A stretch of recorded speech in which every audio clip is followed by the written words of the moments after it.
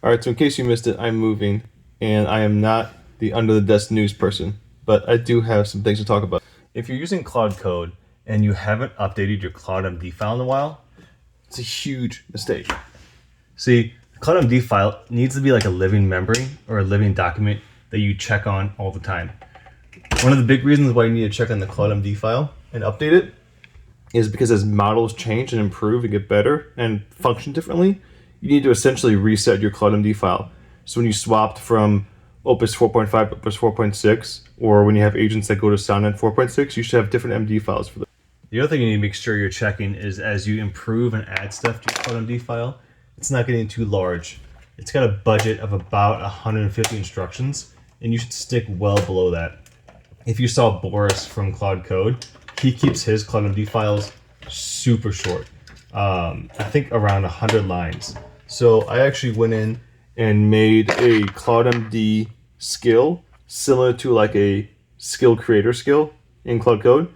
And so whenever I start a new project, I use that skill, and that skill gives me the scaffolding and also checks to make sure that my Claude MD file isn't violating some of the rules that Boris gives. The other thing you should put in your Claude MD file are calls to other MD files. So Claude does this thing called lazy loading, or if you tell it that it needs to use an API key or it needs to go to an MCP, if you have an API MD file, you can actually throw and stash all of your language and restrictions and rules and syntax for using the API key in that API MD file, so it's not going to muddy the waters in your Claude MD file.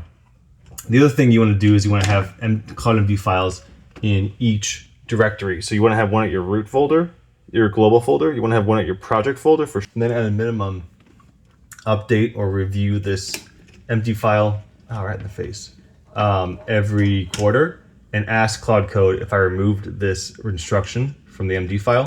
If you're unsure of anything, would this make us run more inefficient or have more issues? And if it says no, you can probably delete it. The last piece is if this stuff is interesting and helpful to you, I've got something coming out March 20th that will cover topics like this and more with two other creators that I really honestly look up to and like think they're doing amazing work in the space. So if that's something that's interesting to you, check out the link in my bio. It's called AI Recess, and we're kicking it off March 20th. So more to come on that, but stay tuned and hope my move goes well.